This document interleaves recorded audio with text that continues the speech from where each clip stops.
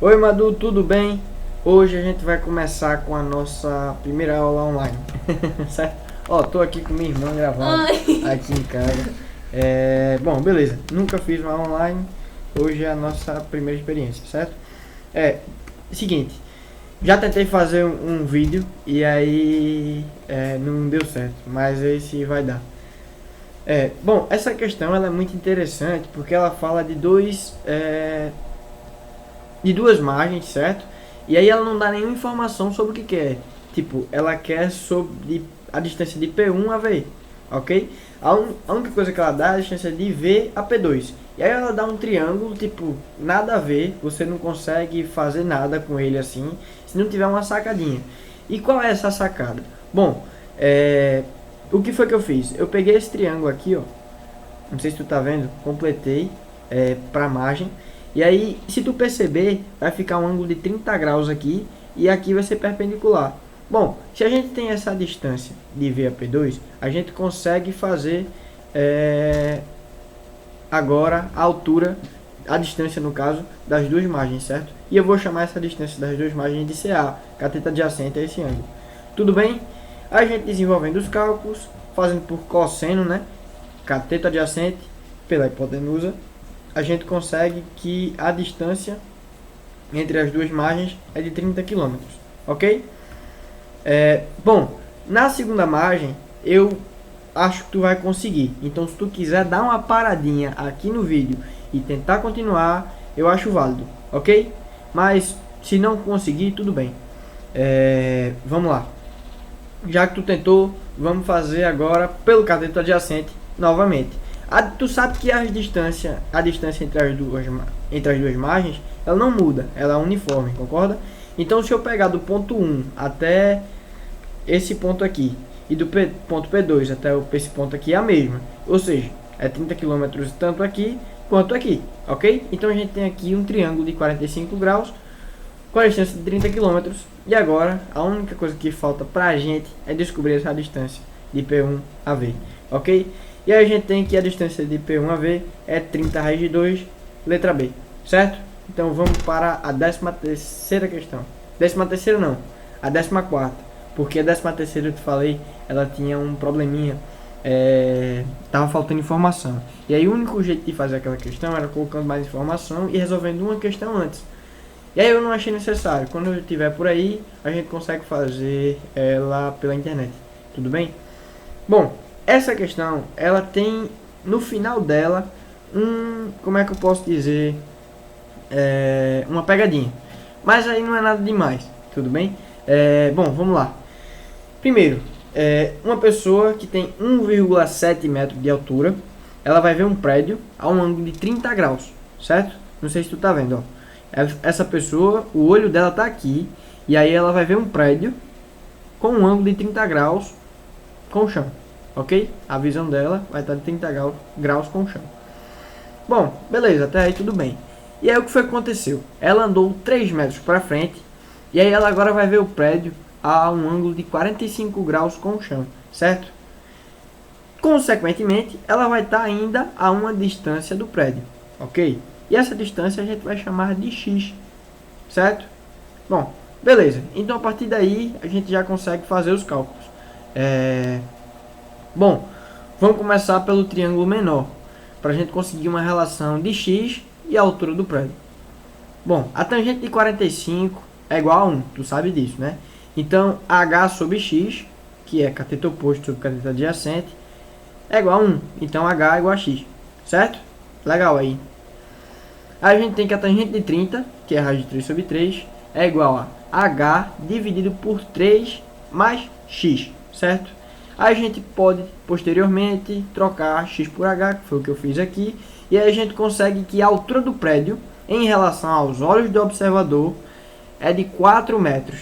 Ah, Paulo, mas o que foi que aconteceu aqui? Tá tudo errado, não tem nenhuma resposta no gabarito com 4 metros. Bom, aí que tá aquela pegadinha que eu te falei, lembra? A única coisa que falta nessa resposta é colocar a altura da pessoa, ok? Porque aproximadamente vai ficar 5,6 metros a altura do prédio. Tudo bem? Bom, legal essa questão. Vamos lá para a 18ª. Bom, seguinte, eu pulei a 15ª e a 16ª questão. Eu achei que pelas questões que eu fiz, as duas questões que eu fiz, são questões que você consegue fazer, certo? Bom, vamos lá. Considere todos os triângulos retângulos com os lados medindo raiz de A, 2 raiz de A e A. Dentre esses triângulos, o de maior hipotenusa tem seu menor ângulo em radianos igual a... Bom, aí eu vou fazer alguns comentários sobre essa questão. Essa questão foi do ITA de 2015. Eu tinha feito essa questão algumas vezes já e tive um pouco de facilidade para resolver ela.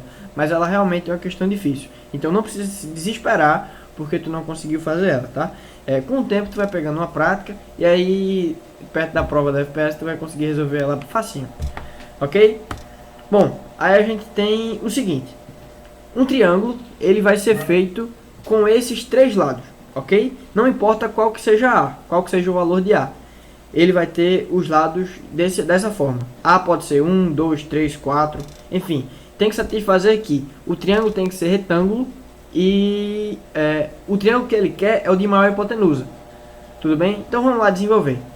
Primeiro, a gente não pode ter um triângulo que tenha a raiz de A como hipotenusa, porque raiz de A é menor do que A se A for maior do que 1, e raiz de A é menor do que 2 raiz de A, sempre. Então, a raiz de A nunca vai ser hipotenusa.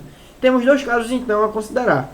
2 raiz de A ser maior do que A, ou A ser maior do que 2 raiz de A, certo? Bom, vamos lá, então. Fazendo 2 raiz de A sendo maior do que A, a gente vai ter, pela hipotenusa, se 2 raiz de A é maior do que A, então 2 raiz de A é a própria hipotenusa. Então a gente vai fazer o teorema de Pitágoras em relação a ela.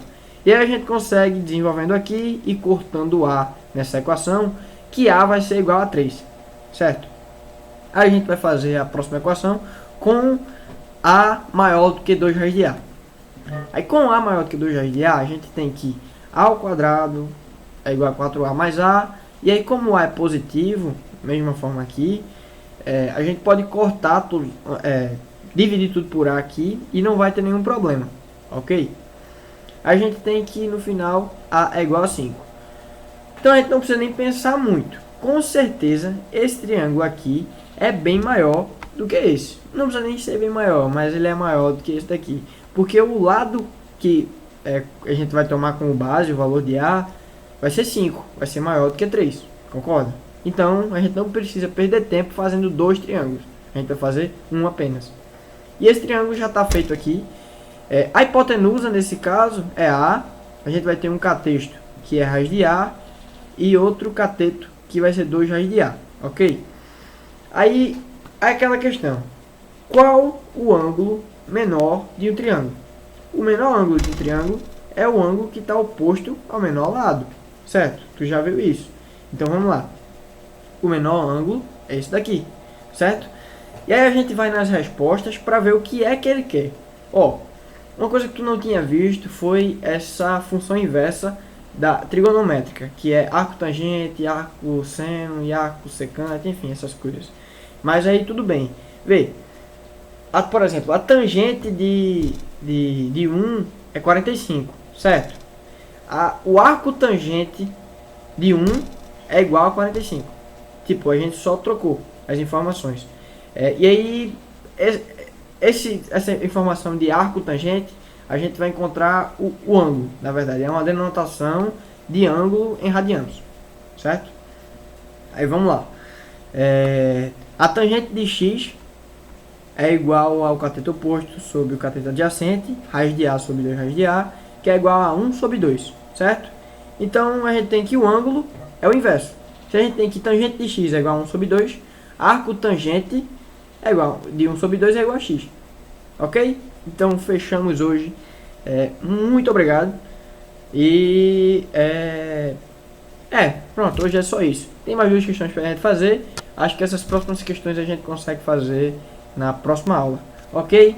Mas com tudo que a gente fez hoje, acho que dá para tu tentar fazer elas. E aí qualquer coisa tu me manda as tuas dúvidas. E não esquece de fazer as questões do livro, tá? Tchau! Boa noite.